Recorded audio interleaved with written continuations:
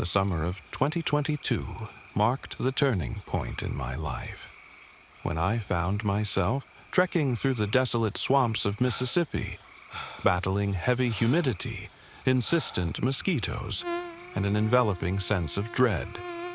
It was meant to be a weekend retreat. I yearned for solitude, for the chance to disconnect from the fast-paced world of technology and distraction. Little did I know, my search for peace would lead to inner chaos, nightmares, and an encounter with something beyond my understanding. I arrived at a dilapidated cabin nestled among staggering cypress trees, their gnarled roots snaking into murky waters beneath. The cabin's paint was chipped and peeling, and the air around it felt thick, almost stifling. Perhaps it was the oppressive humidity, or perhaps it was something else entirely. I brushed off the biting feeling creeping up my spine, attributing it to the eerie isolation. As the sun dipped below the horizon, the swamps transformed, becoming cloaked in fearsome shadows. The chirping of crickets filled the air, punctuated by the distant croaks of frogs. I lit a candle in the cabin, its flickering flame battling the encroaching darkness, and took a deep breath to center myself. I was on my own, and I was determined to enjoy the solitude. But as night enveloped the land, so too did a sense of unease. An inexplicable feeling gnawed at me, as if the very swamp were watching. I wrapped myself in a blanket and sank into an old armchair, determined to put my fears aside and delve into the book I had brought to bridge the silence. The words blurred as my mind wandered, imagining the uncharted depths of the swamp and the mysteries lying within. Hours passed, but the sense of dread only grew stronger. I glanced out the window, peering into the inky blackness, and it happened. A flash of movement, a shadow darting between the trees. My heart raced, and I questioned if perhaps I had simply imagined it. I forced myself to return to my book, but the words transformed into echoes of whispers, haunting my concentration. Resigned to the unsettling atmosphere, I set the book down and decided to explore the cabin. As I wandered through the darkened rooms, I discovered artifacts left behind by previous visitors, dusty trinkets, half-filled bottles of spirits, and faded photographs. Each item resided in a world I could only guess about, adding to the eerie tapestry of the historic dwelling. In the smallest room, I stumbled across an old journal, its pages yellowed and torn. Curiosity piqued, and I began to read. Someone named Evelyn had penned thoughts of isolation, despair, and obsessive fear of the swamp. She wrote of sightings, figures in the trees, echoes that called her name, and eventually her descent into madness. I should have dropped the journal, recoiled at the warnings, yet I found myself captivated, drawn deeper into her psyche. Driven by a mixture of empathy and horror, I felt as though a thread had connected us, weaving my reality with hers. The more I read, the more I lost track of time, consumed by the darkness of her words.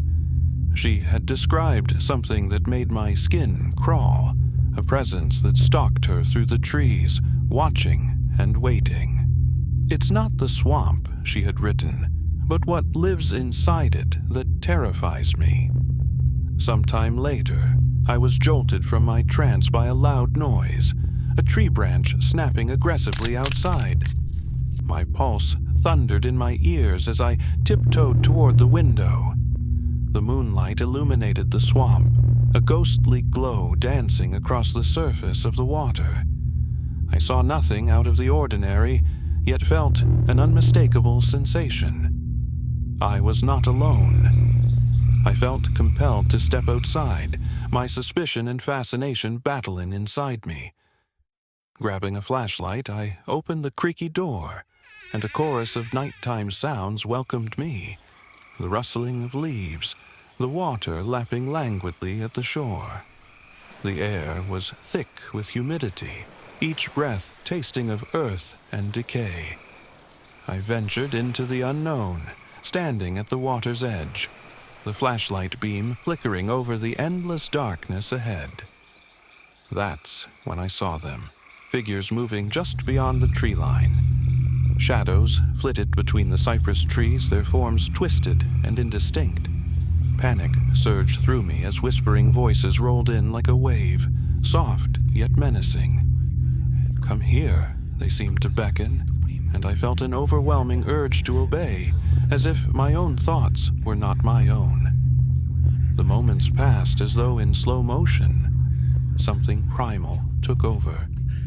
I stepped away from the cabin, following the figures deeper into the swamp as inexplicable sorrow washed over me. The water, slick and cold, swallowed my feet, pulling me under. "Evelyn," I muttered, remembering the journal, knowing this was not the first time someone had lost themselves to the swamp. When I stumbled out of the water, gasping and disoriented, the shadows had vanished. The moon now bathed the land in a serene light, as if nothing had possessed me moments before. Reluctantly retreating, I laughed at myself for being caught up in an overactive imagination. But doubt lingered, nagging at me as if the swamp were alive, breathing, having consumed part of my soul. That night, I tried to sleep, but Evelyn's words haunted my thoughts. I had come seeking refuge, but found only terror. I should have left, yet a strange fascination anchored me to that cabin, to the swamp. As dawn broke, I made my way to the nearby town, determined to shake off the darkness that clung to me like a second skin. Days turned into weeks, and my perception of reality began to warp. I felt those whispers again, tugging at my subconscious, but I brushed them away, convincing myself it was all part of the emotional trauma. But the pull was inescapable. Months later, I returned to the swamps, unable to resist its siren call. I found myself once again at that cabin, left untouched like a bygone era. I could almost see Evelyn's ghost in the trees. I felt her despair surrounding me like a shroud. With every step I took, the weight of the swamp grew heavier, merging with my own dark thoughts. As twilight fell, I took a deep breath, closed my eyes, and allowed myself to be consumed by the whispers, by the shadows, by the very essence of the swamp, where the line between the living and the lost blurred. I understood now. I became what I feared.